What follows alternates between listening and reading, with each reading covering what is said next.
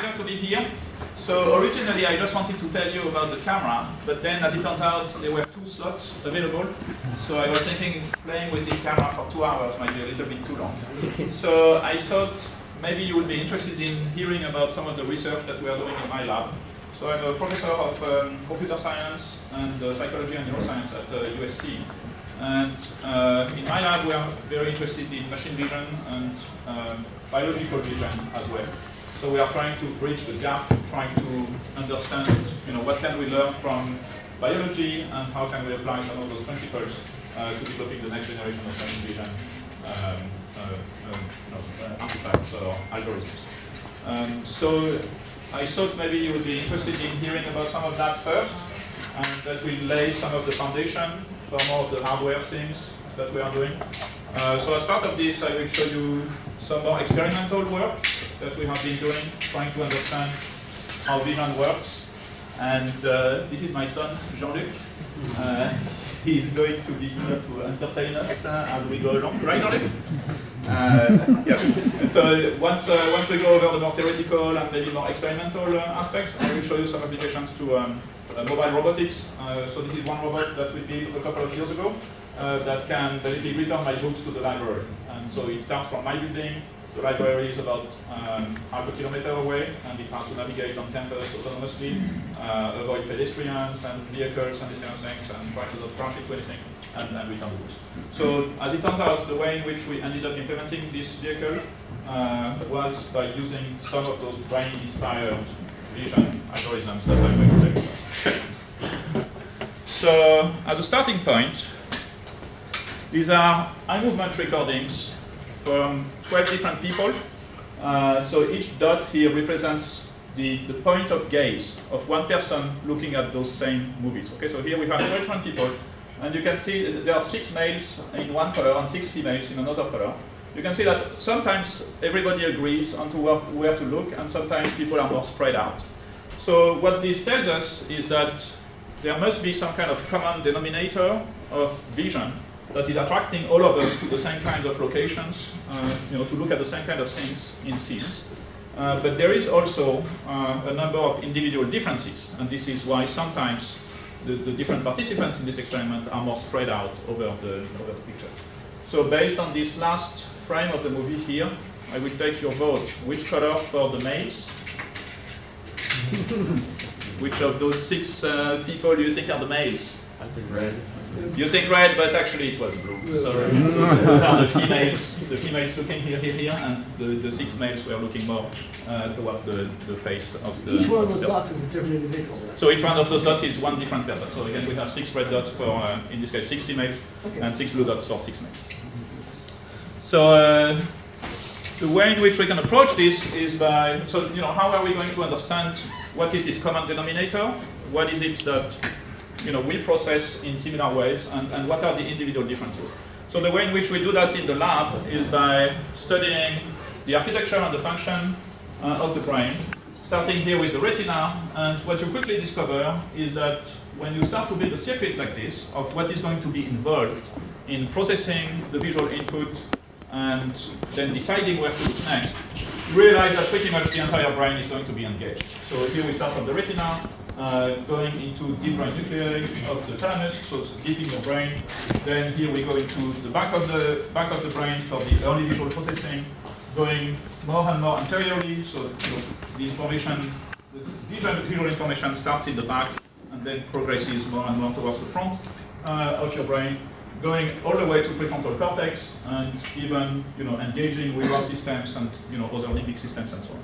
So what this means is that first of all, if somebody is trying to tell you that you are only using 10% of your brain and you should buy their technique or whatever to train the other 90%, that's not true, because if you open your eyes already, 90% of your brain is engaged just in this process of trying to understand the sensory input and trying to decide what to do next. Second, what this means is that we have here opportunities looking at the kind of neuroscience that has been done to understand the function of those different modules here. And this is something that we can try to then build computer models for, so that we can then try to simulate and reproduce some of the behavior. All right, so I'll tell you about 4 things, and those are the things that we have kind of championed in my lab over the year. So the first thing was to try to understand that common denominator aspect. So what is there? Is there a simple algorithm or simple way of processing visual information that will guide most of us towards the most important things that might be present in the scenery? So we are going to start with that. Then we are going to look at the so-called top-down aspects of attention. So the first one we are going to call that bottom-up attention. This is assuming that the bottom is the visual picture. So this is how do we go from the picture to deciding where to look. Top-down is the converse of this. If I have a task, for example, I'm looking for my keys, how knowing that I'm looking for my keys can help me decide better, in a more optimal way, where to look next. And then I'll show you some applications to machine vision and robotics. Okay? So, this is a simple model that we developed when I was a PhD student a while back. As it turns out, it's been working pretty well with a lot of applications since then. So this model is inspired from what we know of the neurobiology of early visual processing. So mostly early visual cortex, like the occipital component here. So what we know is that as the input is captured by your retina, in early visual cortex, there are different kinds of neurons that are sensitive to different features of that visual input. So some neurons are sensitive to motion, some neurons are sensitive to a different color, some neurons are sensitive to different brightness levels. And those neurons are organized in some topographic maps. So you have a little picture of the entire visual field that is represented in each of those features. So the hypothesis that we made then was that all of those features will contain some information that may be useful to detect those locations that are interesting. But the question was exactly how. How are we going to define what makes a particular object interesting in the world? Okay? For example, do you think this bag of money is more interesting than anything else that there is in this picture? So as it turns out, again, looking at the biology, in each of those feature representations, there is some competition over space, competition for representation. So if one location is very active, so if there is, for example, a very bright spot, neurons representing that location will be very active, and they will then tend to suppress other neurons that are in surrounding locations. So there is this kind of push-pull, or it's called winner-take-all kind of interaction at that level. So what this means is that if you have a single bright spot surrounded by nothing, it will remain very active.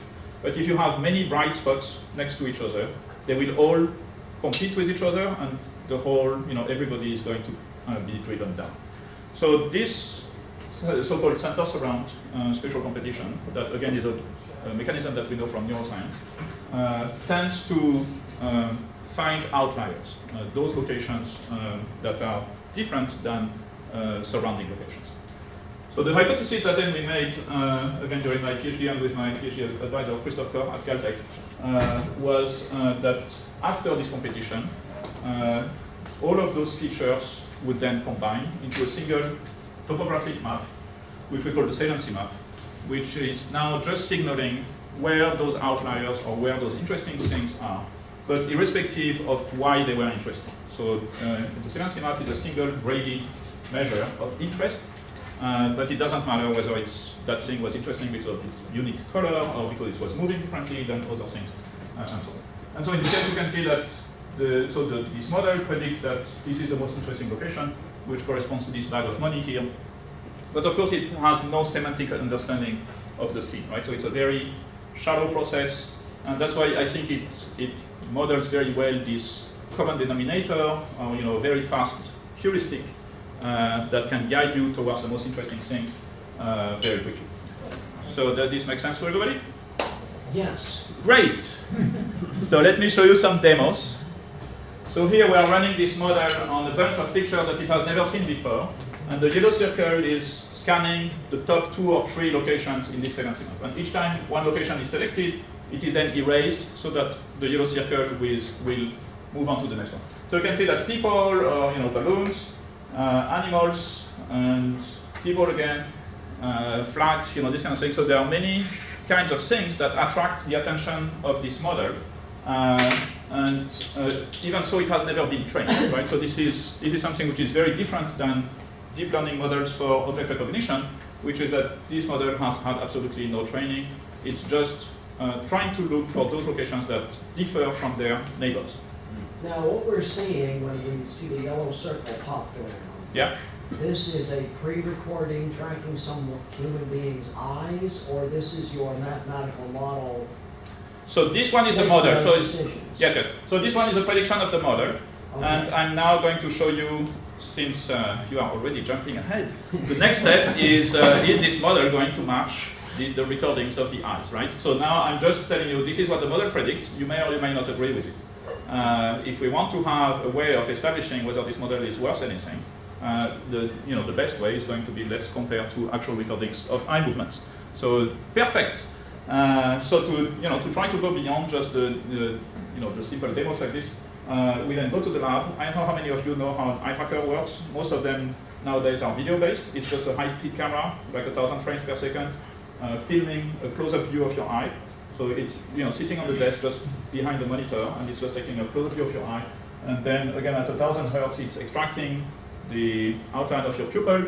Often we also extract a reflection of an infrared light on the cornea, and from that we can infer where you are looking on the screen. Okay, so just by monitoring how that disc here that is centered on your pupil is moving around, we can then remap that onto the screen coordinates with the simulation that we showed. So the question that we can ask then is, if we measure eye movements like this.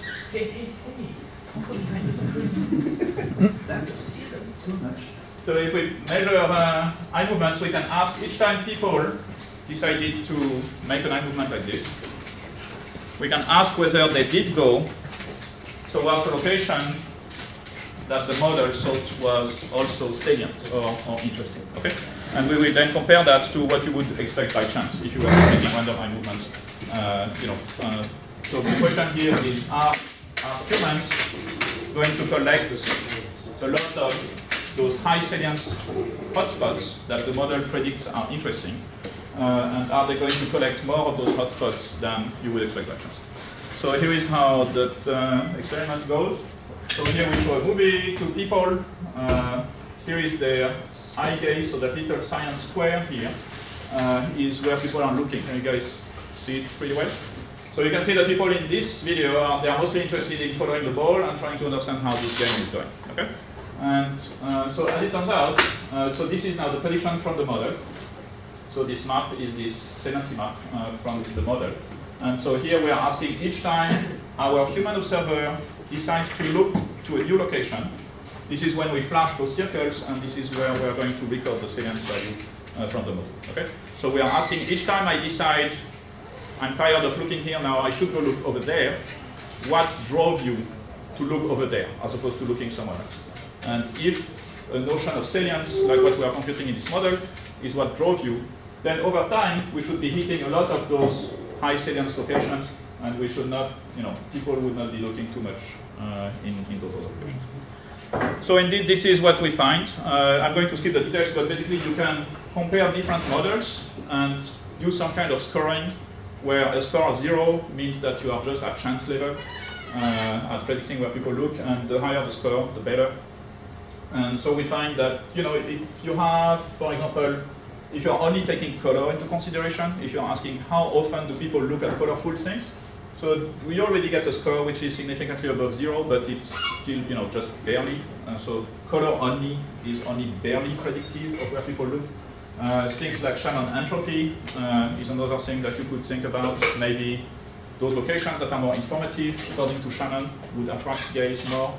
As it turns out, yes, they do, but it's not as strong as that notion of saliency, which is the best that we have so far. Okay? So that's pretty much for this. Let me tell you now about the neural correlate of this. So in addition to taking inspiration from the brain and then comparing the output of the model to behavior, it is sometimes useful to see whether we can find the exact notion that we are talking about being represented in the brain. So in this case, is there something like a salience map in the primate brain? Okay? So as it turns out, very few people have been looking into this. This is one of the rare studies that was published in 2011, in which this is a group in Germany by John Dylan Haynes, where they showed pictures to people and then they put them in a brain scanner, an fMRI machine, and so then they can virtually slice up the brain of those people and see which places in their brains are lighting up and see whether those places correspond to the same kind of places that will be predicted by the model. Okay?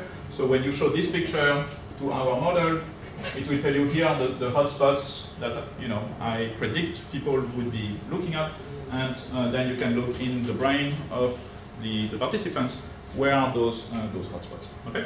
So here they found that there was some correlation, but still, because functional imaging is the temporal resolution is quite slow and the spatial resolution is not very good, we still thought that we should go for a more direct test, which is to go and directly record from neurons and to try to find if we could find, to try to see if we could find neurons that would directly encode for this locomotive mass circuit. Okay? So this is work that we are doing in collaboration with a group in Canada, where they put tiny electrodes in the brains of monkeys to record from single neurons, so that we can get an idea of what are those neurons encoding. And so in this case, we are looking for whether we can find neurons that are actually encoding that salience map that we developed in the model. Okay? So this is the basic model, and for the choice of where to record, we looked at, this is a simplified diagram of that whole brain visual processing diagram that I showed you earlier, in which information enters starts at the retina, information processing starts at the retina, then going to early stages in the back of the brain, and there is this very interesting place here in which input is received. This is a small nucleus that sits on top of your brainstem, and it's called the sphere colliculus. And as you can see, it receives early inputs from the retina, inputs from early visual processing, and it is the one that, at the end of the day, is going to control the brainstem to finally control the muscles to move the eyes. Okay? And this is also evolutionarily a very interesting structure because it is very old. So in frogs basically have this circuit, and they don't have any cortex, and it's called the optic tecton in frogs. And frogs are very good at catching bugs, right, with their tongue, and so it just goes from the eye to the superior colliculus to controlling the tongue, the eye muscles and the tongue muscles, and catching the flies. Okay? And the difference between you and the frog is that all of that extra, cortex has evolved around that basic circuit. Yes?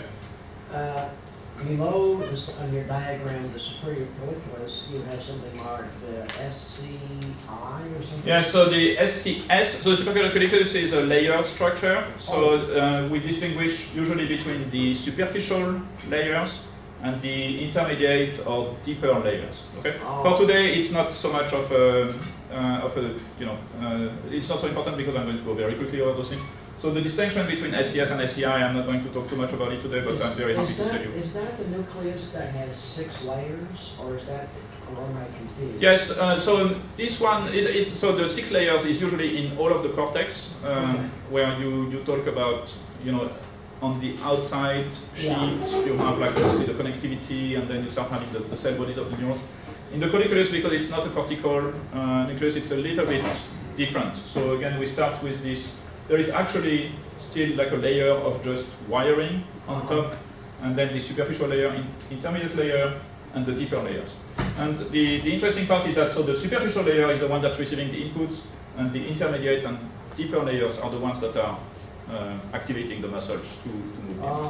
I was just worried. I was worried that I might be confusing the superior colliculus with the lateral geniculate. Yeah, so the lateral geniculate is on the input side, it's actually not even shown here. It sits in the middle here. So information starts from your retina and then goes down the optic nerve to the lateral geniculate nucleus, which is the first relay station. So this is also deep inside the brain. It's actually very similar in a sense. And then from the LGN projects to occipital cortex, and then the cortical processing starts there. Yeah. Doctor, were you factoring in visual figure ground when you had that diagram of the red dots and blue dots? And I noticed, that you were tracking really, really well, and I was wondering, how did you factor in for visual figure ground perception? So this is a great question, but this one was just recording from people, right? So the red dots and the blue dots, that was actually not like an algorithm that was running here. It was just, we had people watch those movies, and they were doing figure ground segmentation, okay. And then I just displayed where are those people looking. But yes, they were solving this very difficult problem of figure ground, and we don't fully understand how. We have done some work in my lab regarding that, but yeah, here the model is not, that simple attention model is not addressing the figure ground problem explicitly. So it's just looking, it's not trying to segment out objects from background clutter. It is operating at a much simpler level than that. Well, I think if you run into errors making the direct robotic connections, you're going to find those errors in those figure ground fields. That's possible, yes. There are sometimes things that might be in the clutter that will attract your eyes, but if you have realized that they are part of the background clutter, you might not make it. So certainly, by the way, that model is not 100% accurate, right? As you can see, sometimes it makes mistakes. However, you can think of it as just like a pre-processing front end. So when it makes a mistake, that's kind of okay, you just move on. Sometimes I look at things and I'm like, that's not what I wanted. And then I just move on and keep looking, right, when I'm searching for something. So here it's a little bit the same thing. This model may sometimes not find those things that you're the most interested in right away. So here is how the experiment goes. So we implant some electrodes into the supracolliculus of monkeys. It's a totally painless experience. You don't have any pain receptors in your brain. And those electrodes, they are like thin like a hair, thinner than hair actually. And so we track the eye movement of the monkey as the monkey is watching those video clips. And the circle that you see here now is the sensitive area for one neuron that we are recording from. Okay, we end up recording from hundreds of different neurons, but for the one that I'm going to show you, that neuron responds to whatever is present in this circle. Okay, and that response field of the neuron is moving at the same time as the eye is moving because it is in the space of the retina. So the next step then is we try to model the supracolliculus, and the supracolliculus has, just like your retina has, and your cortex has even more, there is an over-representation of the center of the field of view, and the periphery has much less tissue that is dedicated to representing the periphery. So that is, you certainly know that this is already the way in which your retina is organized. You have very high resolution at the center of the field of view, but very poor resolution, very poor acuity in your more peripheral vision. So, by the way, if I was able to put a big electrode array and record record the full movie of what your whole retina sees, it would look like this. Okay? So this is what enters your brain, and somehow you are constructing this illusion. You have this percept of a stable world around you, right? And things are not shaking and moving. But each time you move your eyes, the whole picture is shifting on your retina, and this is what enters your brain. Yes? So these image tracking that you're doing here is still with monkey? Yes. So exactly. So this is the monkey looking at the movie. So these monkeys that you're using, they're not wild monkeys, they're lab monkeys, right? Yeah. They've never been exposed to the outdoors. And so when you show them an outdoor image,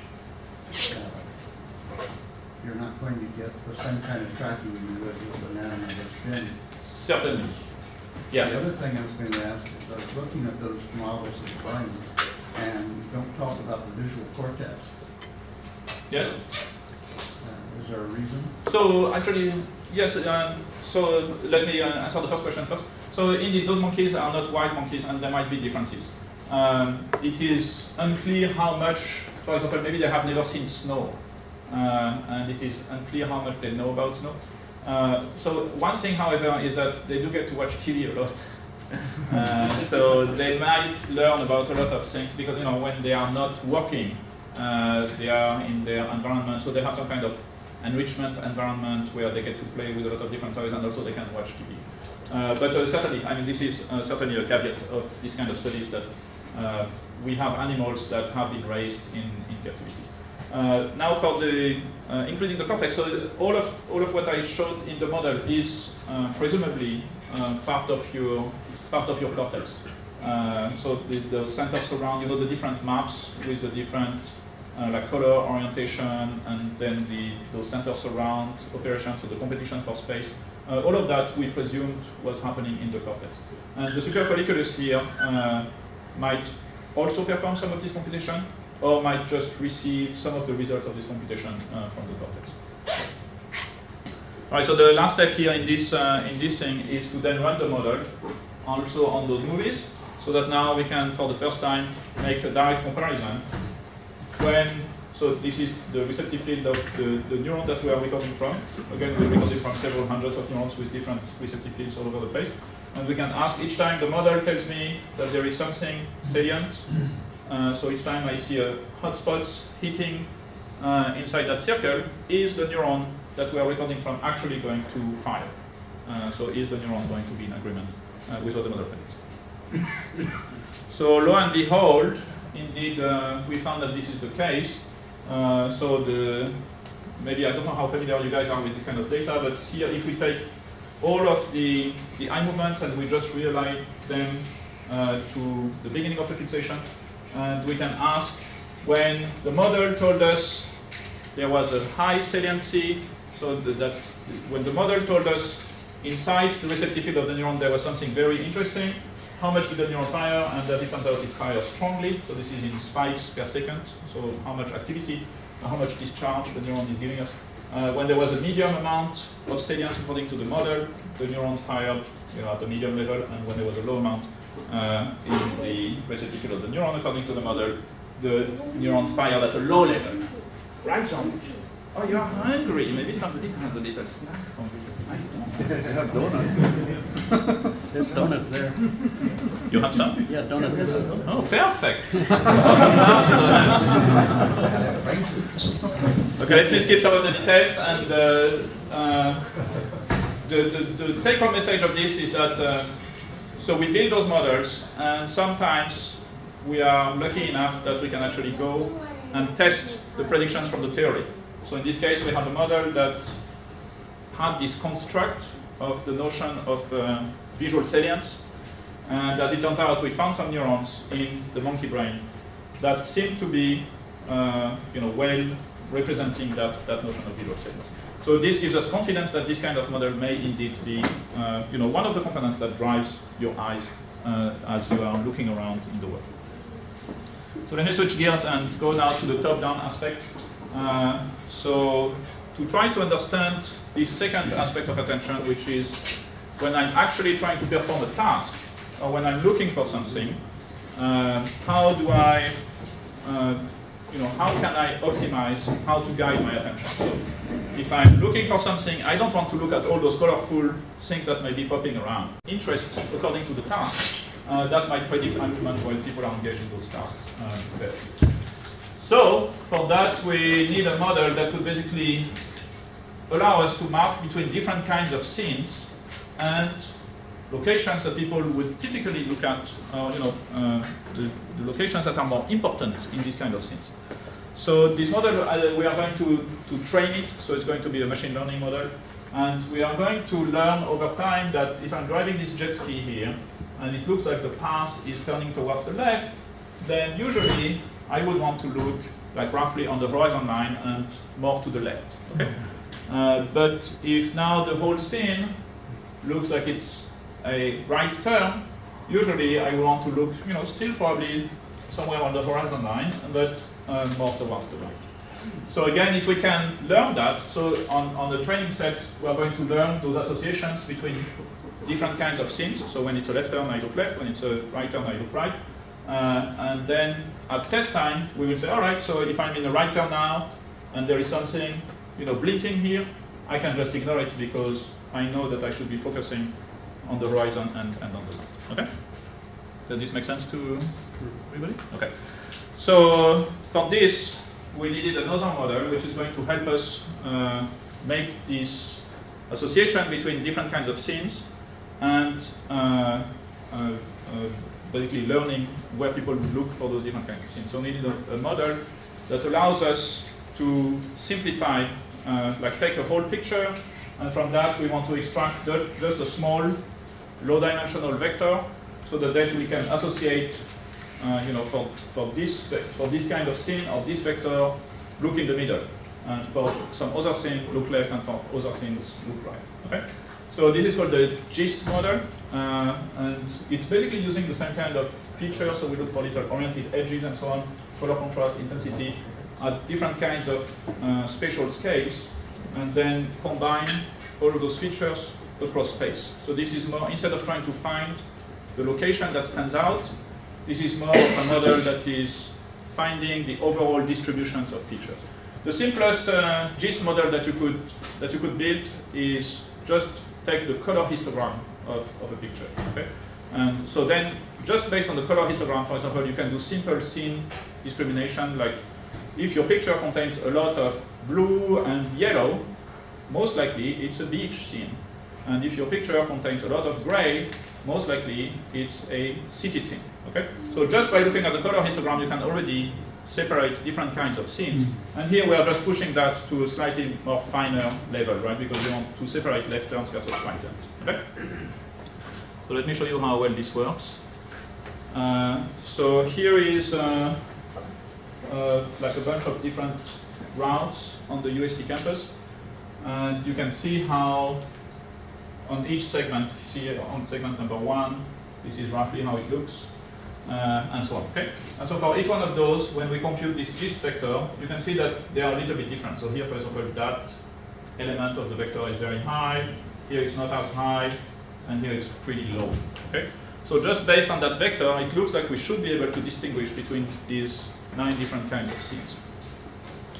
And so indeed, when we test this rigorously, we find that the error rate is about 20%, so we are almost 90% correct, and chance level would be 1 in 9, which is 11% correct. Okay?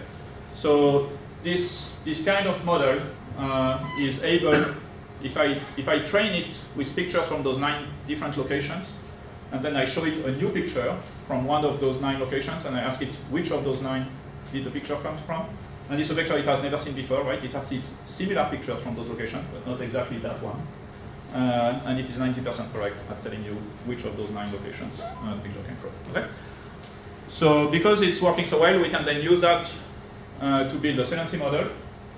And so again, first during the training phase, we are going to learn the association between those GIST vectors that are going to characterize different kinds of scenes, like left turn, right turn, whatever, and where people look. And we don't hard code this notion of left turn, right turn. Okay, so the model will just learn for all the possible kinds of scenes that it sees during training. It will learn what is the probability of people looking at a particular location. So once we have trained this, we have then a model that can predict. I show you a picture, and it will predict some kind of mask. Where do people, look at? And that mask, the most important part here is that mask is task dependent, right? It captures the task, because if I have somebody driving, that will learn. So learning from that person will create a particular kind of mask. But somebody who is just a passenger, for example, will be looking at totally different places, and so the model would learn something completely different, okay, for the driver versus the passenger. So this mask here is basically telling us when you are engaged into a driving task and you are presented, you are seeing this kind of scenery. This is where you would look. Okay. So we can then use that to test our model. Let me show you. Wait until I have separation here. Okay. So here in those 4 panels we have 3 different models and the actual stimulus. Each of the markers here, they are all the same in the 4 panels, and the stuff is color coded. So the orange one is the actual recorded eye position of the player. Okay, so here we have a player driving this jet ski, and we do argument recording at the same time. And at this particular moment, this is where the player was looking. Okay, that orange circle. So this is what we are trying to predict with our models. So if we just look at a bottom-up model, so this is a saliency model, you can see that in this case, so this is the saliency map, and the blue here is the location of maximum salience. And so in this case, the saliency model is interested in this mountain. Okay, and that's okay. I mean, this mountain is quite interesting, but because it's not relevant to the task, this is just not where the player is looking. Okay, usually when you are driving a jet ski at high speed like that, you don't have too much time to go and check out how beautiful those mountains are. Okay, so how are we going? So again, this is a failure of this bottom-up model, but that failure, I believe, is mostly due to the fact that there is this high-pressure task, right? If you were to leisurely look at this picture, maybe you might at some point look at the mountains, and so that might still be a component of work. So now here is this, what I call that top-down model. So this is the one that learned, when I see this kind of pictures, usually I would look in those kinds of locations. Okay? And as you can see, it learned as we predicted, so it's learning, you will see when I start the movie again, it will mostly, the probability here is going to be concentrated on the horizon line. So this model has learned that when you drive a jet ski, you keep your eyes on the horizon. Okay, this is what's going to help you drive. And you will see that it keeps shifting left and right depending on how the jet ski is moving. And so this one is making actually a pretty good prediction already here. So that's the red circle, pretty close to where the orange circle is. And this one is going to be a combination of those two. So just a pointwise product. So we are using this to mask out some regions of that one. Okay, and yeah, scam like. All right. Okay, so as you can see, if you look at what we have learned here, so most of the time people are again kind of spread out, looking at the horizon line. Sometimes they look at themselves, and if you check, so if you compute over time, which of those circles, so which of the blue, purple, or red is on average closer to the truth, which is the orange one, you find that the combined model is doing the best. And so the bottom-up model, in this case, is not working very well. It's still significantly above chance, so it's still somewhat predictive of where you're looking. But once we combine it with that top-down model, this is where we get the best predictions. All right, so let me skip a couple of things so that we can accelerate. Let me tell you one more thing about top-down attention. So there are some situations in which that approach is not going to work. Sometimes you have a task, but you cannot simply associate different kinds of scenes to that task. So let me show you some examples of that. So those are video games like this. Here you are running a McDonald's, and you have to, people come in and they place their orders, and you have to assemble their burgers and so on. So here you can see we are recording 2.6 now, the eye with the cyan color and also the mouse. You play this game with the mouse, so the mouse position is also tracked with that gray. That's the little gray square. So in this one, there is no, the scene pretty much is always the same. So we are not going to be able to say, when the scene looks like this, you should look over here, and when it looks like that, you should look over there, because that's pretty much always the same scene. Okay? And so here is another one. Those are all those old 80s. Those are like video games that you can get you can get them for free, and you can get the source code and so on. That's why it's good for us, because then we can modify the game. So in this one, you're running a hot dog stand. People come in, they place their orders, and you think, let's see how well we can predict where you're going to look when you play this kind of game. Okay? So to try to model this, we have something which is a little bit more complex now. In general, what we are trying to do is let's try to predict what is the probability that I will look at a particular location next, given my mental state. There is just one problem. I cannot measure your mental state, even if I put a lot of electrodes in your brain. I still don't know how to decode the mental state. So because we cannot measure it, we are going to estimate it over time. Okay? And this is something that we can do. The details are not so important, but we can do that in a probabilistically optimal way by using this notion of dynamic Bayesian networks. So here, what we are going to do is, over time, I will look at what is the sequence of the features of the object. So those are things like, over time, what was on my grill? How many sausages, were they cooked or were they raw? Where were the buns, and so on. So I'm going to track that over time. And I'm also going to track what is the sequence of the things that you have already looked at. So did you already look at the sausage, and did you already look at the customer, and so on. And I'm also going to track what are all the locations that you have recently visited. And so since some of those objects move around, you know, the sequence of objects and the sequence of locations is not always the same. And so the goal here is that we do that, again, during training. So we have people come and play this video game for a while, and then we train this network. And this network is going to learn those contingencies. So it will learn that, hey, look, if you have 3 sausages on the grill, and they are almost, you know, burning, then you are going to make an eye movement towards them. Okay? And so indeed, if you look at the raw data, you can ignore what's on the top here. So this is just over time plotting like a heat map of where people look. And so you can see that in this particular run, at the beginning, the player was looking at the raw sausages, and then started oscillating between looking at cooked sausages and the hot dog pool. And then after a while, something happened. They started looking at hot dog and bread pool, and so on. So you can see that this is not a random process. They are not kind of, you know, scanning all over the place in a random way. This is a, you know, highly goal-oriented way in which people are scanning the display while they are playing the game. Okay, they have really, they have clearly a strategy here. They are not just like looking around and hoping that, you know, they are going to make a lot of money on that hot dog game.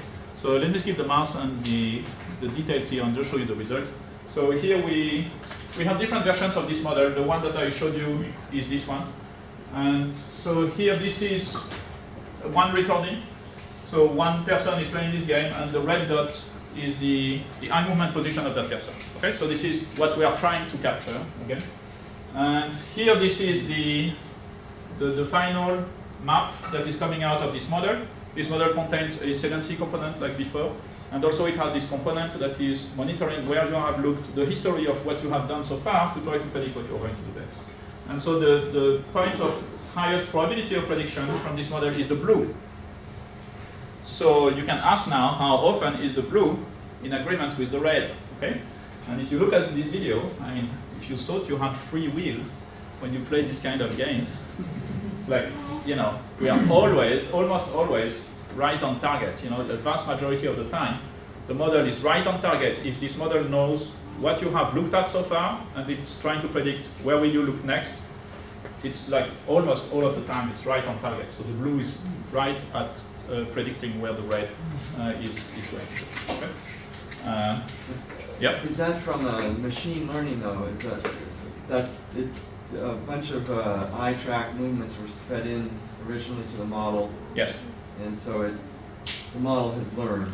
Yes, the model has learned, certainly. And this was our goal, right? We wanted a model that could have, but so it has learned, but not from the exact run, right? So we have the person play the game 3 times, say, and then we record the eye movements. Mm-hmm. And then you play the game 1 more time. And so when you play it 1 more time, it will be a completely different, you know, different people are going to show up, they are going to place different orders. So it is not a trivial, it's not a trivial prediction. But certainly what we wanted was, we wanted this model to learn this task.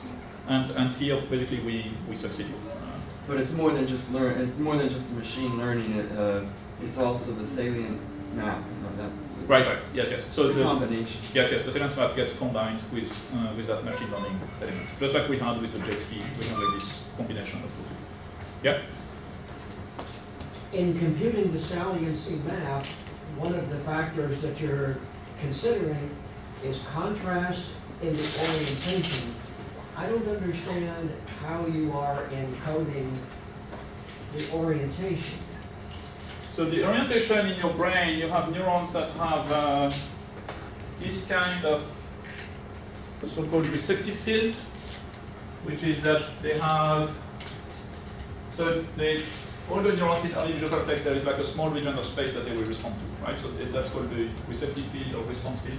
And so some of them, they have further subdivision of this response field where anything shown in this area will excite the neuron, and anything shown on the side of that region will inhibit the neuron.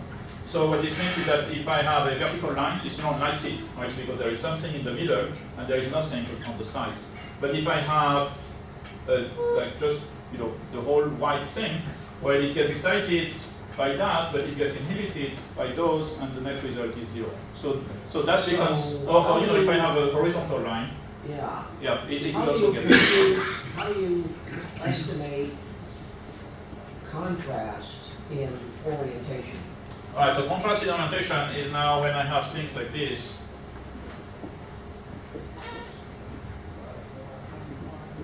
So this is an orientation contrast. So it means that there is, and this is a highly salient stimulus. You can do experiments with people. You show them this kind of right away. The first thing they look at is that item. So their brain is automatically attracted towards that item. And so this orientation contrast, we compute it because we have one, in our case, we have one map of neurons that is looking at the vertical orientation. We have another map that is tuned to those diagonal orientations, and so when they combine them, that computes this contrast. Thank you. Yep. All right, so let me show you something that may be now of more interest to you guys. How can we build some machine vision systems with this? Okay, so this is an example of one project that we did that was funded by DARPA. They had this problem. So DARPA is the Defense Advanced Research Agency. They had this problem that they have so many drones, but not enough people to deal with them. And I don't know if you know, but currently for each of those unmanned robotic vehicles, you need 3 people. So there is one who is actually flying the thing. There is one that is analyzing whatever the camera is looking, and so if you're trying to follow O.J. Simpson or whatever, that's that person. And there is one that is just like the high-level mission control or mission planning thing. Okay, so 3 persons for each drone. That means they have a real problem of they don't have enough manpower for to really deploy a lot of programs. So they were then interested in, can we use this kind of machine vision algorithms to try to simplify the tasks of some of those persons. Maybe we can reduce from 3 to 1 person, or maybe 1 person to control multiple drones if each drone has more automation.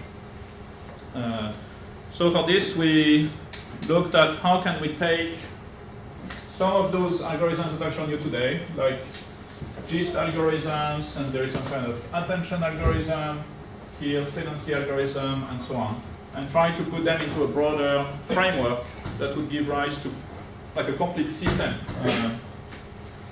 And so the basic idea here is that we are going to do pretty much what I've shown you today. So we are going to use the saliency map to detect things that are potentially interesting, like O.J. Simpson's SUV, and then we are going to put that into here what we call the 2-dimensional working memory, but this is basically we are going to track those detected objects over time.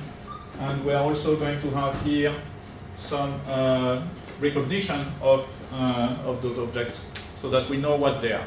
Okay? So this is a topic that I have not touched upon so far. Yes! How do we recognize things? So far we have talked only about detecting, but not about recognizing. Okay?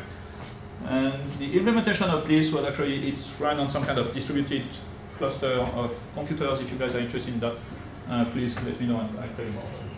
So here are some scenes that I filmed from a helicopter and going over different places in LA. And so here you can see that we are using the gist, just like we did in our other experiments. So we are computing the gist for each of those things.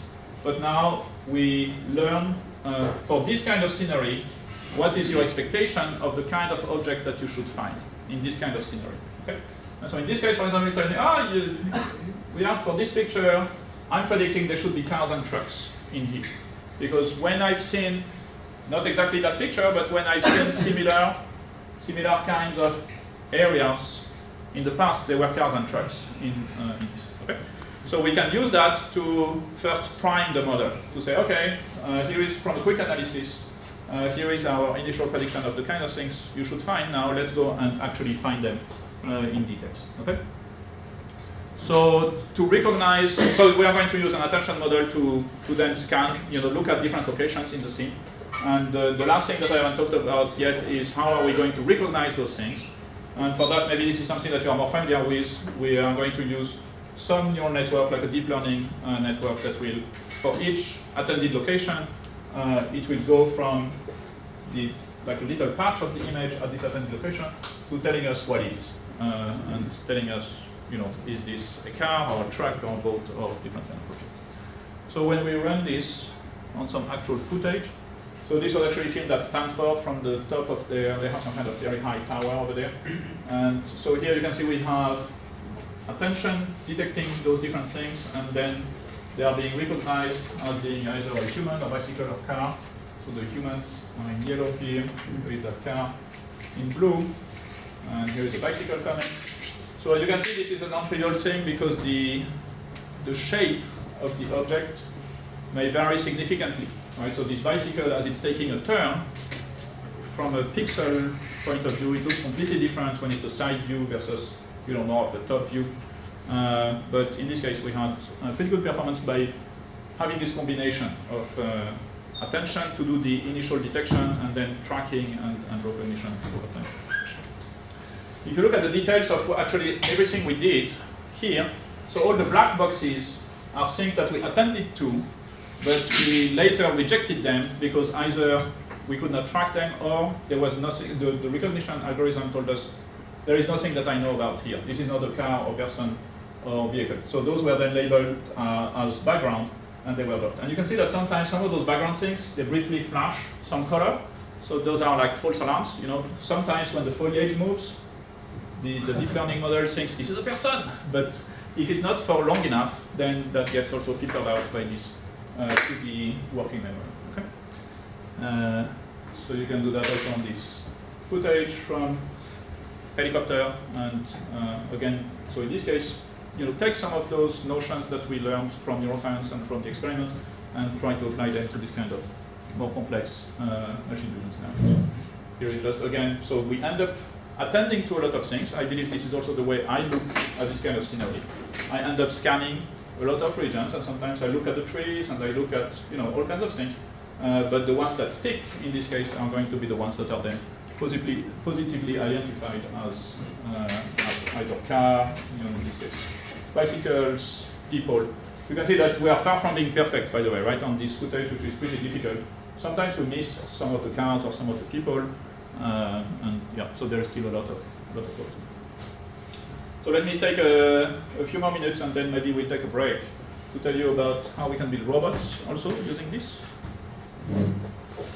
So in this project, we built a mobile robot, and the notion here was to have some kind of service robot. So there are multiple types of applications that you could have for that, like patrol robot or whatever.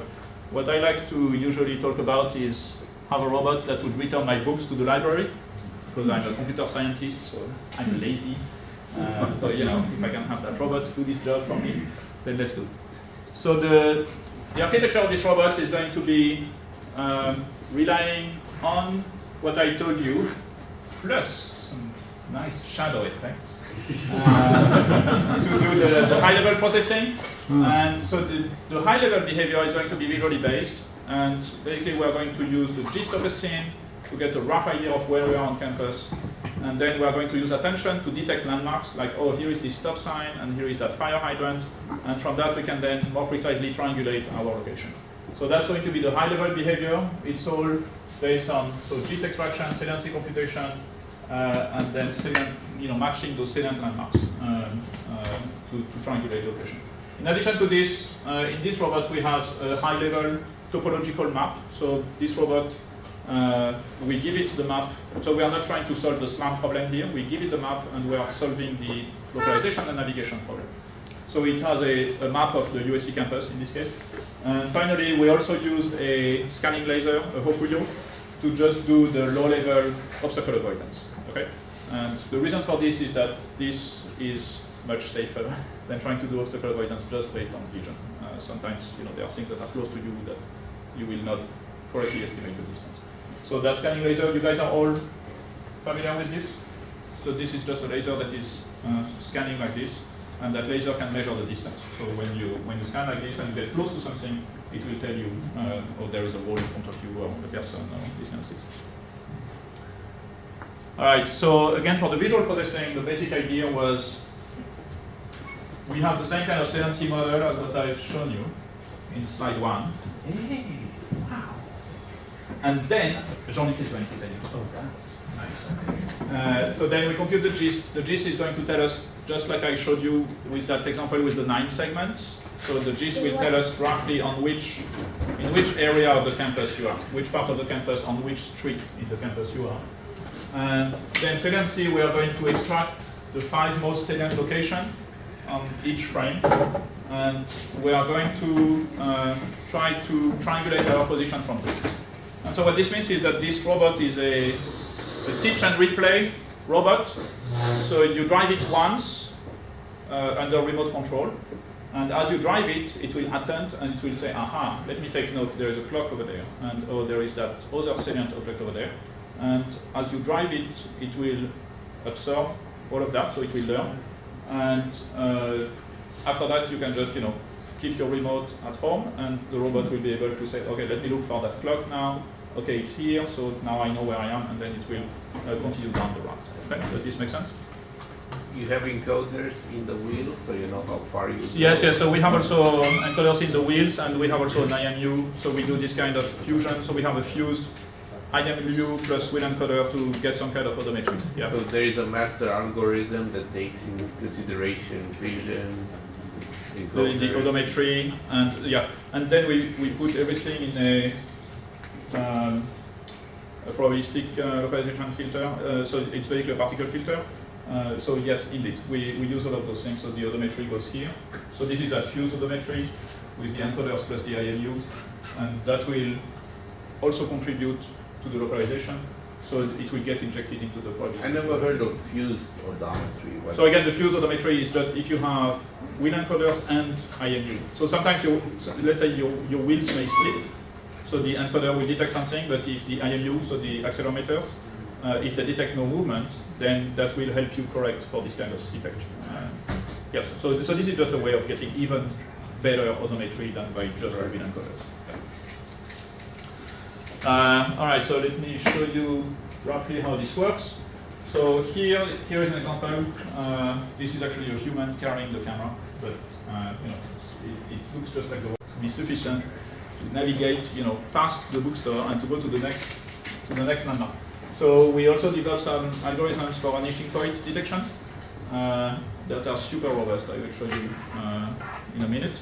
And finally, this is what I talked about for the final obstacle avoidance, so the close range obstacle avoidance just using a laser. So here is a picture of the robot, and we have this scanning laser, and this is just an occupancy grid. Are you guys familiar with this? So in this case, where you have a black pixel, it means that the laser detected an echo, so there is something here. And you will see there are also those light blue pixels. Those are the ones that we don't know. So for example, all the ones that are behind an obstacle, we don't know whether they are occupied or not. And all the white pixels is the ones where we know that there is nothing, because the laser just went through and didn't bounce on those things. Okay? So let me show you some videos now. So here is that robot. And it's a big piece of junk, but it kind of works. So here are the routes. Each of those routes is about half a kilometer. There is a lot of different challenges, different types of terrain, and so on. This is the actual assembly of the robot. So we bought an electric wheelchair on eBay, and then we put a cluster of computers on there to just compute the whole thing. And then we have those different sensors, so as you can see, the IMU on top, and so on. So you wouldn't have GPS on it, right? So we don't have GPS because eventually, we could add GPS to this.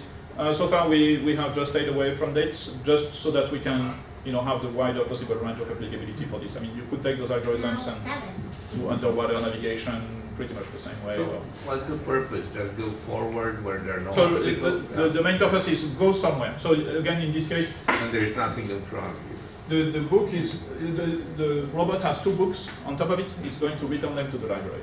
So it has a complex route, which is about half a kilometer away, and it has to, so with 9 different legs on that route, it has to follow those different legs and go return the books. Now, how do you program the legs are based on landmarks, such as the tree turn left or?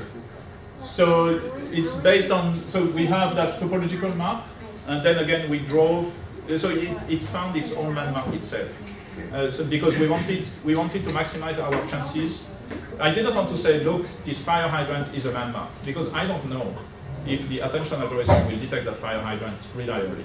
So instead what we said is, I'm going to try view once, pick whatever landmarks attract your attention, and then take a little snapshot of each of those landmarks, so that later on, hopefully, since they attracted your attention today, hopefully tomorrow, when you drive alone, they will attract your attention again. So that was the idea, that we teach you once, and from that you learn all the landmarks, and then you will do it yourself.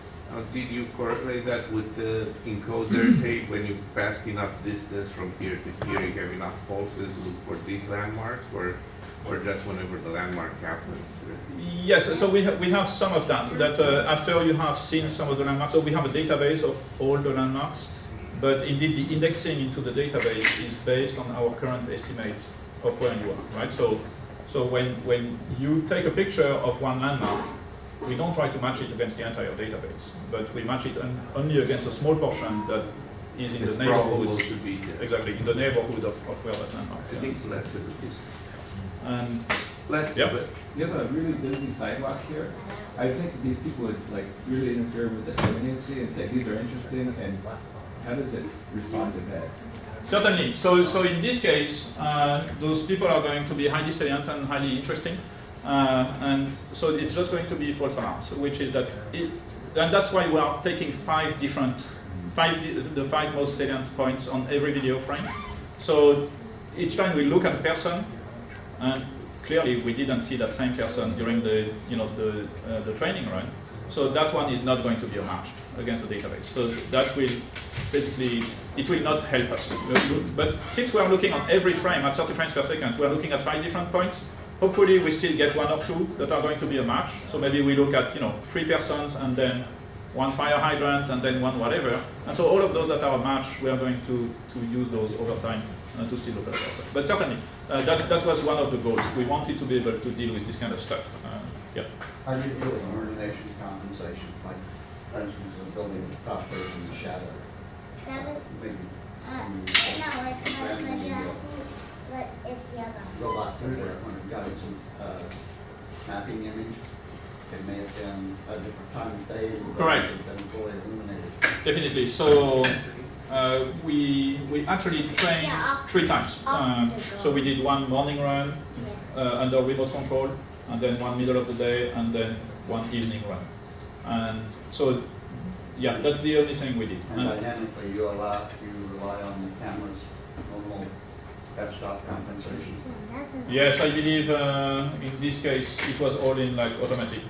The camera was all in automatic mode, and so we assume that again, if the exposure and the gain get set like that today, hopefully it will be set like that tomorrow, and under the same conditions. Yeah. But yeah, so definitely, it's just difficult, if you go into manual exposure, unless you have some high dynamic range camera, you are never, it's difficult to find what should be the correct And manual then that exposure. brings up another question. I used to run tests on video processors. Mhm. So every camera has spots in it, dead spots, or either eliminated spots as a result of the manufacturing process. Yeah. High-end cameras, they throw those away, but on the cheaper cameras, they have tolerance levels, and it kind of depends on the manufacturer what they accept. Yes. So how do you compensate the image for the bad pixels? So usually we don't observe bad pixels because I believe nowadays it's done in the camera sensor itself or in the readout So from the sensors that we buy, which are very inexpensive, like $2. Sensors, so I don't know what they do after that. Yeah, so they have already, so they have some kind of back pixel compensation algorithm. So I think it's during the readout they do interpolation of those back pixels and they give you. So notice you don't notice that there is a dead pixel on any of those sensors. Okay, let me keep going and then maybe we'll do more questions at the end. So that next one here. Yeah, so it's just showing you how robust that vanishing point algorithm is. I have to say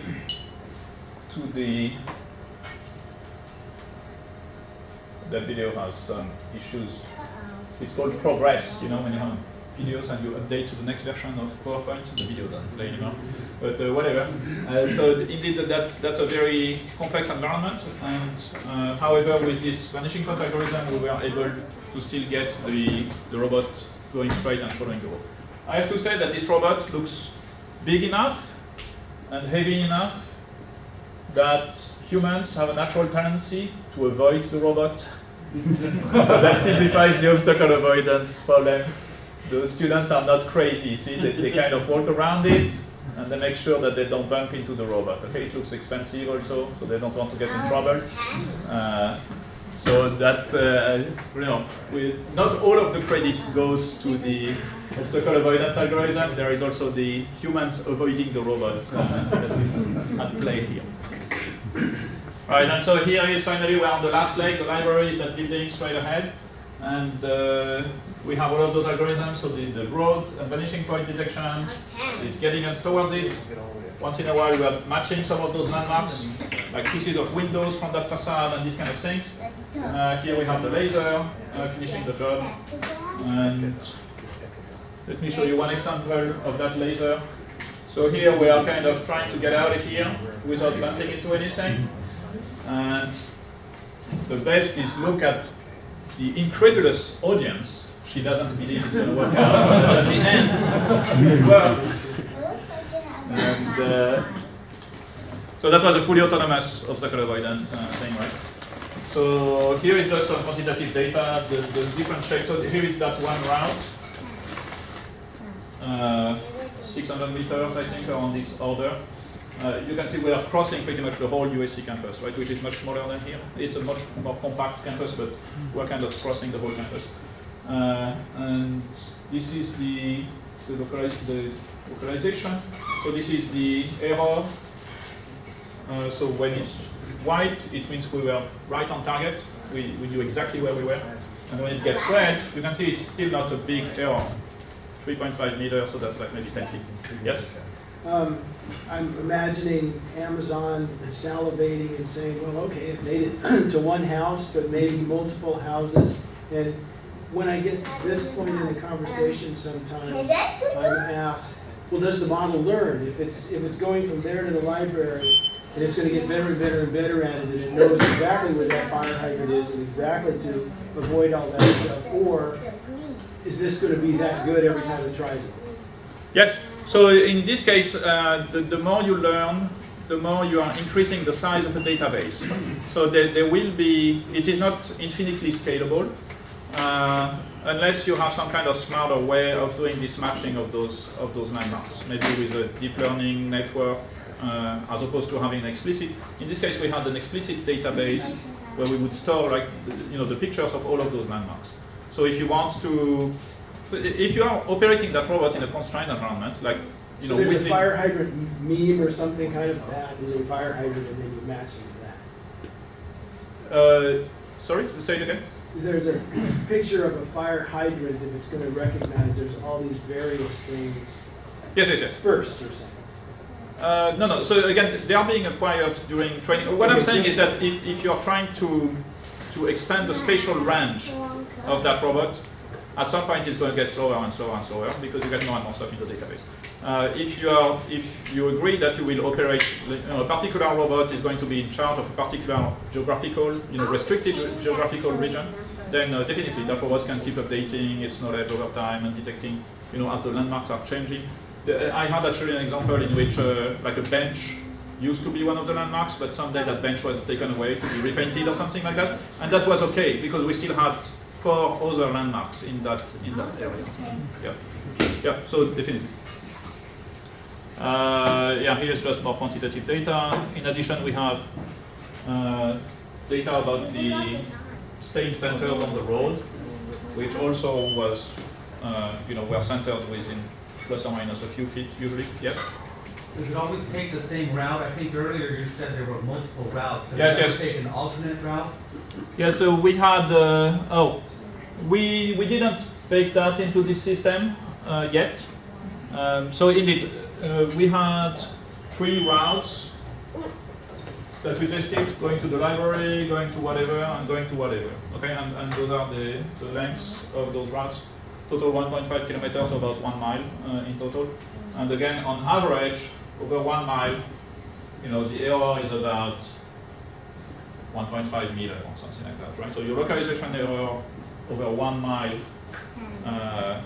is your plus or minus 3 feet, a little more, 5 feet, okay, of knowing where you are, okay, over this 1 mile of navigation. So far there is only one route. So if the bridge is out, then we don't know what to do because you have to drive each route at least once, right? But in principle, there is no reason why we couldn't do like Google Street View, right? So you could drive the Google Street View car once everywhere. Actually, you could just use Street View, which is something that we have done in the next version, in current work. We take millions of pictures from Google Street View and we get the landmarks from there. We don't even have to navigate the robot ourselves. So with Street View, you can then create all the possible routes that you want and then extract the landmarks. And then when you actually want to drive the robot, it will use the landmarks that were extracted from Google Street View. Okay. But Street View, they don't go on campus. So for that, they don't have those particular routes, right? Those are pedestrian streets. Yep. Due to the fact that your laser beam is moving, the faster you go, the more you get kind of a warpage, don't you, of the location of the images of the, and do you have to compensate for that? And do you Yes. So the laser is still moving much faster than the speed of the robot. So we don't have to actually do any kind of de-warping. I mean, this is kind of, you are thinking about like a Doppler effect or these kind of things. So this is not really a problem. So the robot is moving at, like fast walking speed, as you saw. But the laser is scanning at, so it gets full scan in 100 milliseconds. So it gets 10 scans per second. So that's, the laser is scanning fast enough that we don't need to correct for any kind of deformation. However, still, with a 10 Hz scanner, with a 10 Hz laser scanner, there is no way we would drive a car at 60 miles an hour or something like that, right? So different kinds of technology is necessary. For example, the Velodyne, so the more expensive scanners, we have one of those, with like 32 lasers, and then you spin the whole thing, which is what the, Google autonomous cars are using. So those kind of sensors become more useful in this case. But for this robot, that single 1D scanner. Is this a back and forth scanner or a circular scanner? So in this one, I believe it's 180. So it's a back and forth scanner. Yeah. 180 degrees. All right. So that's all I had for this. So in summary, I hope that I've shown you how we can take some ideas from neuroscience, things that you may think is interesting only to a couple of nerds, but will not have a lot of practical applications. But actually, we found that using those ideas and putting them onto a robot has given rise to a performance that has been much more robust than anything else that we have tried before. So solving this problem of navigation going from my lab to the library and this kind of complex routes, this is something that we have been trying to do for many years, but it's not until we, when you try to do it with more conventional methods, there is always something that is going to break them down. And for example, the case of the pedestrians is the main one. There is no way we could navigate in this kind of crowd with some of the more standard robotics algorithms. We would just get confused and then stop, or bump into some people and these kinds of things. So here we have been able to do that by having this kind of more tolerant algorithms like visual attention. You detect a bunch of things, it's okay if you don't detect all of them. We are going to try again next frame, right? And then the object recognition is the same thing. It's not 100% accurate. But by combining all of those different things, we actually were able to get some robust overall performance. Right, so that's all I have for this. Let me give some credit to my students. Many students were involved in this. I'm just reporting on their work. And we had also funding from different funding agencies that were very useful. Yeah, I can take some questions. So, you have these companies that are they all do these autonomous cars and things, and I'm sure a lot of the information their technology, a lot of it is proprietary, I would think. Yeah. And so, I mean, it's possible that there's things that you're trying to develop that's already been developed, but you don't know about it because they're not shared with you. How much of this information is shared? We know. So the leader of the autonomous car project at Google, Sebastian Strand, he used to be a professor at Stanford. And so we kind of know how it thinks from his previous academic work. We also know the kind of sensors that they have. So for example, on the Google car, they have those velodynes, so they have those spinning arrays of lasers, but they do very little visual processing. So see, this is another aspect which I didn't come to. So the velodyne, it's 30 to 50,000 a piece. Of course, the cost is going to go down if you start producing, thousands of those. But right now, if your sensor is more costly than your car, what are you going to do? So, for us, we just have a camera and an IMU and the cheaper laser. So this is a much cheaper proposition, less than $1,000 of sensors on that vehicle. So, you see what I mean? So, Google, they are trying to do a flagship demonstration of one very specific technology. I don't know if you know that, for example, the car knows from its map, it knows the location of all the pedestrian crosswalks. And it knows the locations of all the lights, and I believe they receive signals about which lights are on. So there is much more, and they have, of course, GPS, and they have updates about traffic, that is coming from the Google Maps users and so on. So they are using as much reliable data as they can. So if you already know where a pedestrian crosswalk is, and you're not sure if there is a shadow or whatever, you're going to be extra careful because that might be a person, right? So by using all of this knowledge, they are trying to go around what we have focused here, which is to try to do visual processing. And so they have the speeding lasers, they have all of the map data, and so at the end of the day, they do very little visual processing. So indeed, maybe I just don't know what I'm talking about. They might have that secret lab that is doing vision-based stuff, which is working super well. But from what we can see, it looks like so far they're trying to go for the safest possible thing, which is not vision right now. Those lasers, because they are much more deterministic in their reading, is currently the safest kind of sensor. It's just very expensive. What Tesla does, the vision-only type of driving, right?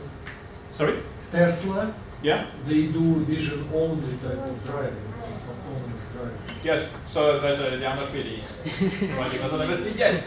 They are still, in the infancy. You may know also about Mobile Eye. So Mobile Eye has a very interesting vision-based processor that can detect pedestrians, can track lanes, and these kind of things. So definitely, those I'm not saying that there is no work that is going on in vision.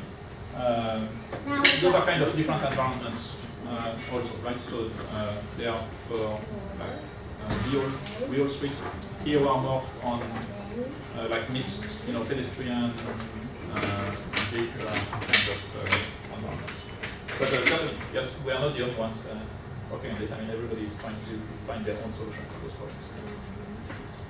Can you talk about the performance gain or loss based on for the saliency map and the feature extraction on that versus not using the saliency map approach? Like, because that's a separate layer to have to do. Yeah, good question. How does that scale into? I wouldn't know. So yeah, usually we do this kind of like trade-off analysis. In this case, it's a little bit difficult because if you don't have a saliency map, that means maybe you do a lawnmower. So instead of getting just 5 regions for each frame that you're going to match, maybe you do a lawnmower, or maybe you just get 5 regions at a fixed place. But if those are 5 fixed regions, chances are they are not often going to fall on like the fire hydrant or the stop sign, right? Because the camera is not necessarily going to be aligned with this. So that's a great question. I don't have an answer to that. We haven't run that kind of thing. So what happens if you remove the same model and maybe use 5 fixed locations? Say you don't do the 5 locations, you do the entire image, right? You have some resolution, optimization, whatever. You do the whole image versus stepping down, Okay. then the same thing and then coming back. Yes. And doing So the whole image that has been done before, it was a long time ago, so I don't remember the data so well. But indeed, you can take the whole image and just try to match image to image. Actually, even in the 80s, there was some work like that going on at Caltech. So they worked okay, but they didn't work as well as this. Again, I don't have the precise data. So they didn't work as well as this because if you imagine that campus street with all of those pedestrians, that will always be a non-match, or not a sufficient match, because there are all those people crowding the scene, and so in this case you would get lost. But again, in our case, maybe we detect 3 people, and then we still detect that stop sign over there, and so we still get a hit. Yeah. Have you looked at the papers that were done by DARPA in the 1980s on threat assessment, which dealt with target movement relative to ships? No. There's some interesting stuff in there that In the 80s, we were barely born. That's why. So yeah, you need to look at it. So but this was what kind of modality? Radar or vision? it was based on radar images at the time. That Okay. was part of the time they were researching 3D radar. Okay. And so what they would do is pick the You vector have red, so I'll use red. in order to establish a threat assessment. Okay. I So put that it's an brown. interesting read, and it ties pretty closely with the kind of stuff Red, you're doing. red. Oh, great. Okay. Excellent. I do red. Nice. I'll check it out. Yeah. Unless you want. Yes. Would you mind explaining how much that saliency map contributes into localization quality? And, Yes, so this is related to that previous question. Right? So unfortunately, we did not do that experiment. So I believe it contributes because, so the alternative would be maybe instead of the saliency map, you could have 5 fixed regions, right? So you could, instead of finding those 5 landmarks, I could just say I'm going to have 1, 2, 3, 4, 5, and those are not going to move. Or I could take the full frame. So again, the full frame we know doesn't work as well because it gets confused more easily. If there is like a big shadow or a bunch of people, then the full frame is going to reject that. Now I don't know whether 5 fixed regions would work as well. My guess is that it's not going to work as well because if my stop sign happens to be right here, then I'm going to miss it. But because the stop sign is salient, with the attention-driven approach, we would still look at it because it will attract attention and will be one of the elements. Maybe I kind of misstated my question. For localization, you fused IMU data, odometry data, GPS data, and vision data.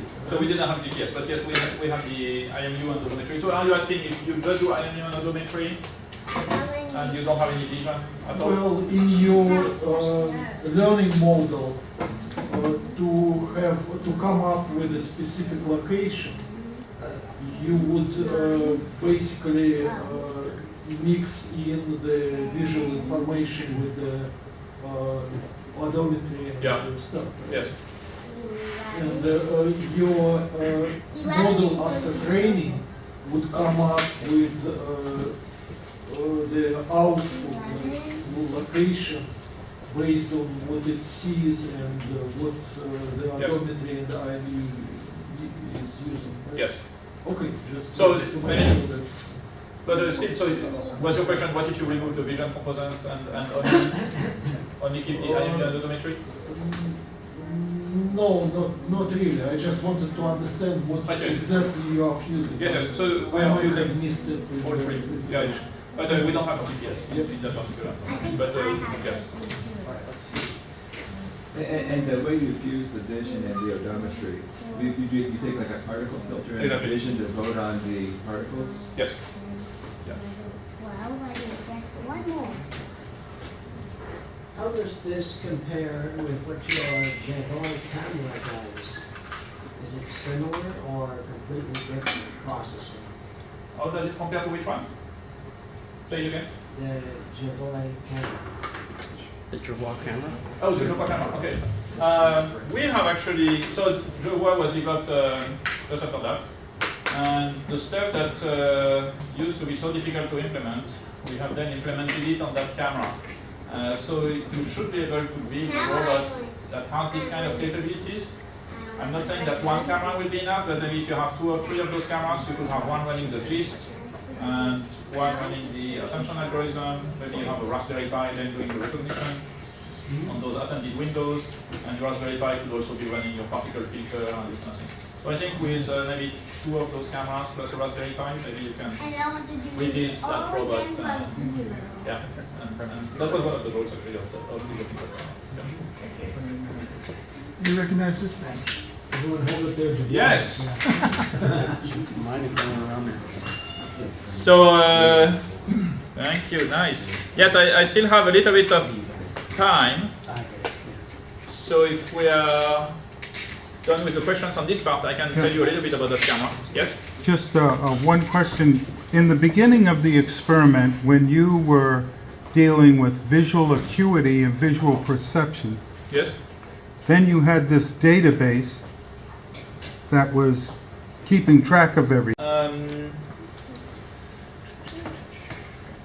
You're talking about the hot dog stand? Yes. That experiment? Okay. So it's actually not a database, it's a Bayesian network. So it's a network of, you know about Markov chains? And this kind of Yes. thing? It's an evolution of Markov chain idea. Okay. So in the Markov chain, you have those states, and then you have links with transition probabilities. So maybe you switch from that state to that state, and here is a probability 0. Whatever. Okay. So in the dynamic Bayesian network, we have the same kind of idea, except now it's a more complex graph. It doesn't have to be just a linear chain. And so this is what we learned. We learned that if you are in a state where the hot dog is raw, then there is, you could transition to another state where the hot dog is cooked. So then we put the arguments into the mix. If you are in the state where the sausage is raw,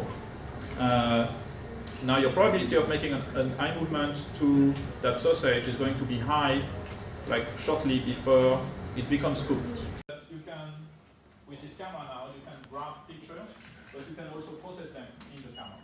And so instead of just, it's a regular USB webcam, but instead of just giving you as an output the pictures that you capture, it can give you a different output, which is a result of processing this picture in different ways. So let me show you some of that. So we have a little app run by here. I'm running it from the Mac too. That's Again, good. Yeah. everybody says I should go Linux, but No, the Mac is fine. Don't worry. okay. Alright, so let me go back to the mirror mode.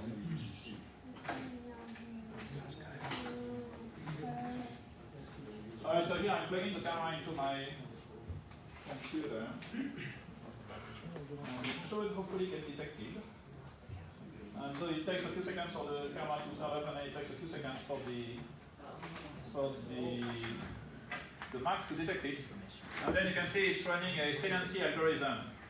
So if you guys wave so that that pink spot here is the most salient location, and that green circle is just like a Kalman filter version of this, so it's just like a slower version of that process. So if you show it something salient or interesting, it should detect it. And so this is one of the algorithms. So here again, the mark is not doing anything here. That picture is the actual output from the camera. So when you connect this camera to any computer, that's the picture that you see. Laura, I never saw this application. Oh, that's called this is the JeVois Inventor. It's to make things so much easier to use. So this one is available on the it's available on the website, and you can use it. The best thing is that you can actually go and edit code. I will show you how to do that in a little bit. So let me show you some other. There are other things that you can do with this. For example, you can do detecting Aruko markers. Now I need some prop. So you guys know about QR codes and these kind of things. There are also tags that you can use, like for robotic, that are more for robotic use, which are called Aruko markers. I'll try to load one here on my iPad so I can show it to the camera. And so you can run that kind of algorithm in those Aruko markers as well.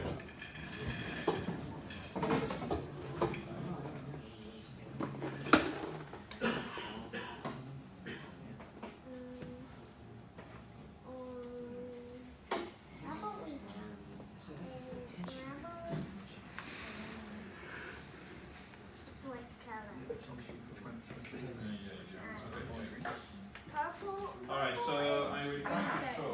Is the size color and green and the number color.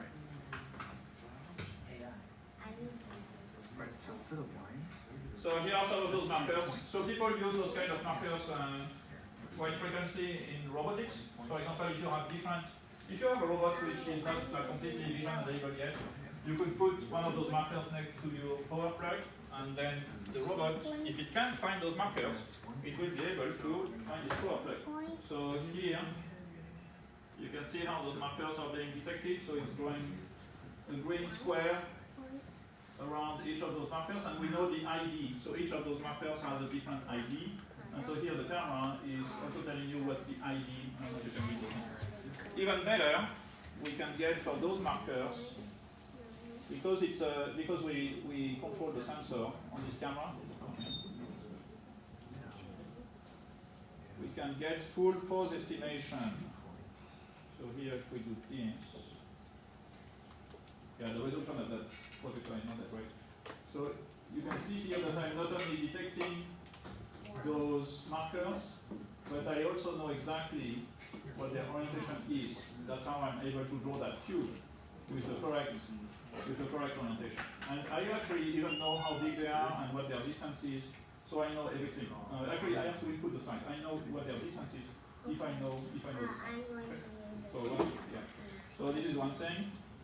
There are other algorithms that you can run. So again, this is running directly in the camera, right?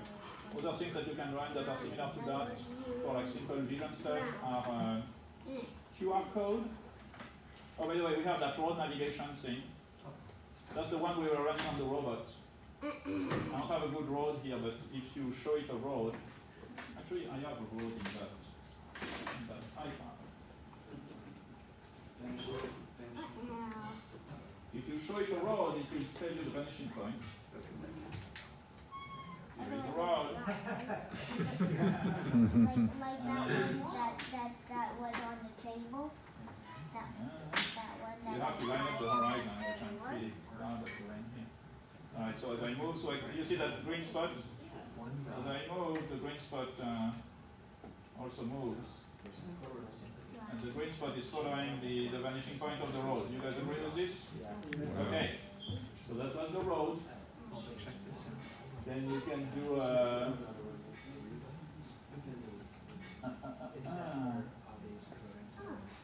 QR code. But how would you do this? Okay, you know about QR codes? Here is a QR code. And and that QR code was detected, and it says JeVois rocks. Here is another QR code. This one says elevator. So this, for example, we are using that in an application to help blind people, so they can have a camera like that, head mounted or glasses mounted. And then we just put those QR codes, so when you get close to the elevator, it tells you, hey, you are near the elevator.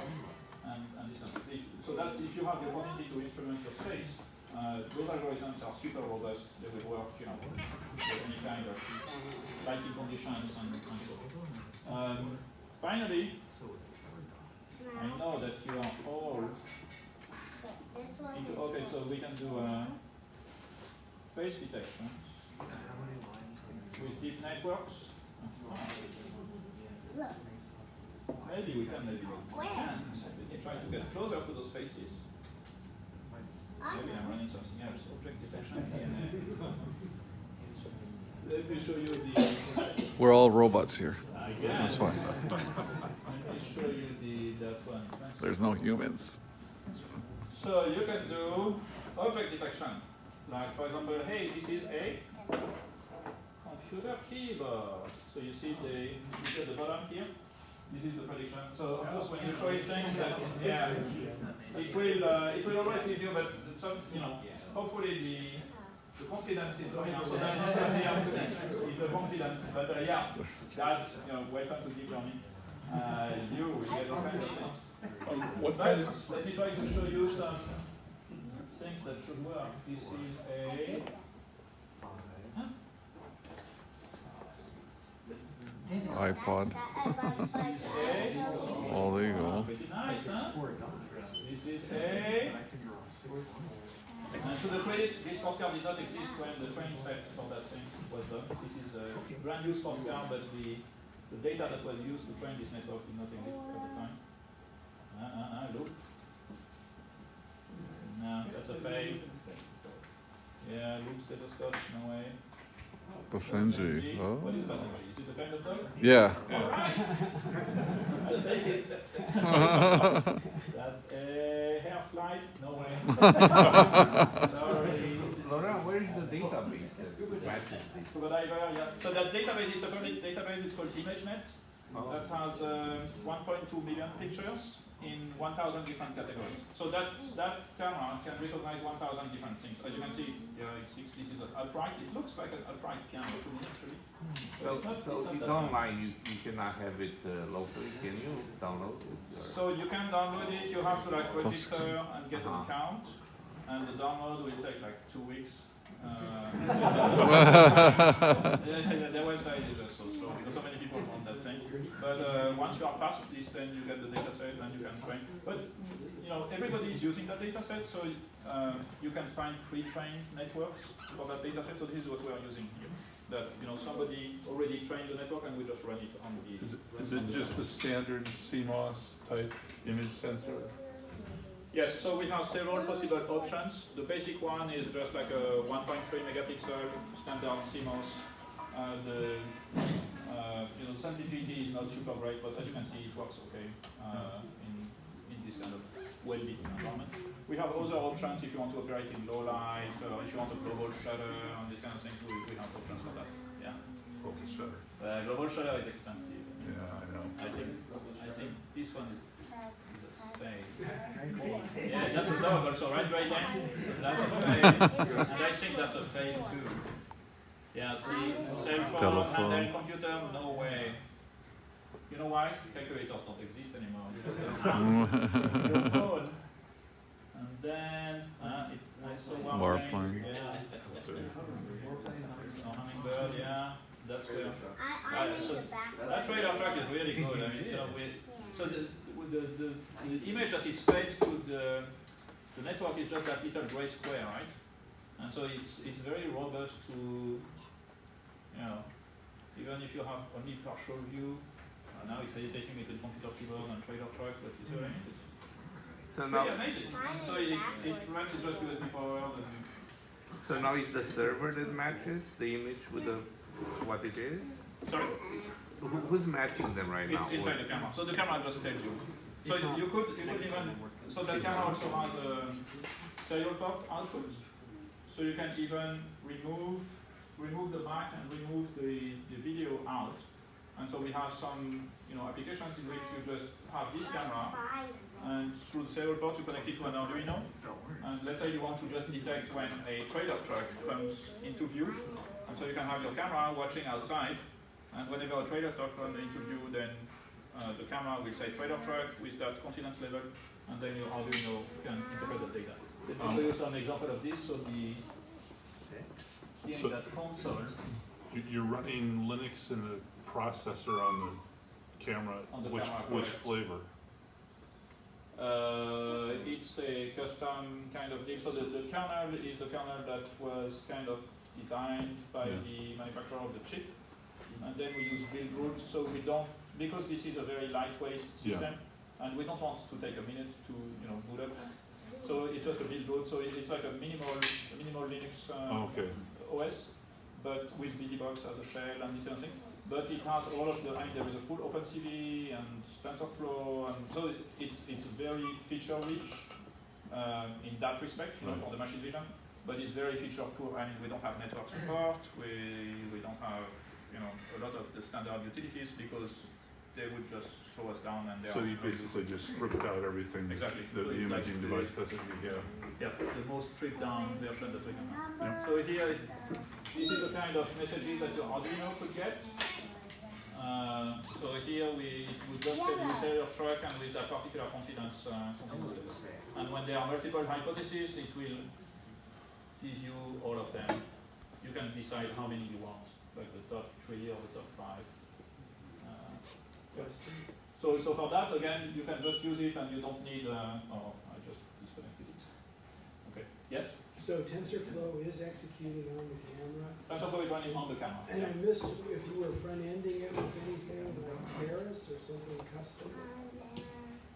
No, so we don't train on the camera. So training on ImageNet, you need to have, $20,000 GPU rig to do that. So you do that offline, and then once the network is trained, you get like basically you get 2 files. One file that tells you the structure of the network, which is what kind of layers you have and the size and so on. And then you get one file that has all the weights, all the learned weights. And so this is what we take. So we don't need Keras or any kind of those front ends. We just need those 2 TensorFlow files, which are basically the output of training a model. So you can start by building your model in Keras, and then at some point you output those 2 files, and then you just drop those 2 files on the SD card that's in the camera, and then that's it. It will run in that model. I might have missed if you mentioned this. Is there some kind of convolution going on in the camera having to do with the salience part? So definitely, all of those things, convolution is a very central element of this, of all those algorithms. So in second-C, convolution is one of the central algorithms, and in all of the deep networks, convolution is also. So we have, there is a little GPU on that processor. By NVIDIA? But it's no, it's not by NVIDIA. So the processor is ARM. So they have their own GPU, but their GPU is pretty slow, so actually running on the CPU is better. One thing that they have which is accelerating a lot is on that CPU there is the same as SSE instructions. So you have those multimedia vectorized instructions. So all of the convolutions are optimized using those SSE instructions. I have a usability question. Yeah? I have a Surface Pro with very high resolution but a small screen. And I'd like to make the font bigger on the Inventor. Oh, you can change the front of that? Yeah. I will add some options for that. I know, yes. It's just too hard to read, right? On that graphical interface. Yes. Even here it's difficult unless you're right close like I am. Yeah. So definitely there should be some option here to be able to scale the font size. We have not yet. It's just in beta. Officially it's just in beta. But certainly, your point is well taken. We should add some options for that. Also to change the color, some people are asking us, could I be like in dark mode? This is kind of the light mode, but some people prefer to have the dark mode. Is it okay to ask whose processor you're using? Yes, it's so this one is an all-winner. A53s for us? Actually, it's A7. A7s? Okay. Yes, so this is a processor that we chose because it has a long-term Yes. support, so they are not going to run out, anytime soon. And it's 3.7 watts is the maximum that we get, and there is about 1 watt which is for the fan, and then the other 2.7 watts are for the processor. So in principle, you can do the same kind of things with just a Raspberry Pi. The only thing is that, it will be more cumbersome and you have to download libraries and try to compile the code and whatever. So here it's kind of all ready to go. Yeah. It's important to know where the camera is looking. Have you thought about putting gyroscope and accelerometer? Yes. It's not official yet, but next week we're going to release so it's a date with this. It's a sensor that has a global shutter, and right in the back of the sensor, precisely aligned with the vertical axis, we have a 9 degrees of freedom IMU. And so that and you can stream the data and you also get the video data. And it will be integrated in the software. Yeah, exactly. What is global shutter? Is that for like multiple camera? So global shutter is, so in regular cameras, they scan the pixels like in a raster scan. And so if you are, say, turning like that gives rise to distortions, because when I'm scanning the top rows, I'm looking over there, and now when I'm scanning the bottom rows, I'm looking over here, so I get this kind of stretched, image. And so global shutter instead eliminates this. Basically, all the pixels are sampled at the same time, and then the readout. So it's a much more expensive sensor because you need to have like a little buffer for all the pixels. So you say sampled now, and then all the pixels they are holding now, they are value in memory, and then you're still going to do this readout serially so that you can get the data out of it. Could you control that shutter so you can have multiple cameras now? In principle, you can. Yeah, you can sync them up. On this camera, we don't have that. Just because it poses some problems of FCC regulations, because that's a high-speed signal that would be going, I don't know over what kind of HTTP wire, but if you are willing to hack and go and solder that wire yourself, then yes, you can synchronize multiple cameras. Yeah. That's a CMOS sensor in there. So again, yeah, they are all CMOS sensors. It's almost impossible. I made an 8. That's the first one. Oh my God. Yeah, those, they work very well. Okay, right, I think I'm a little bit over time, so thank you so much for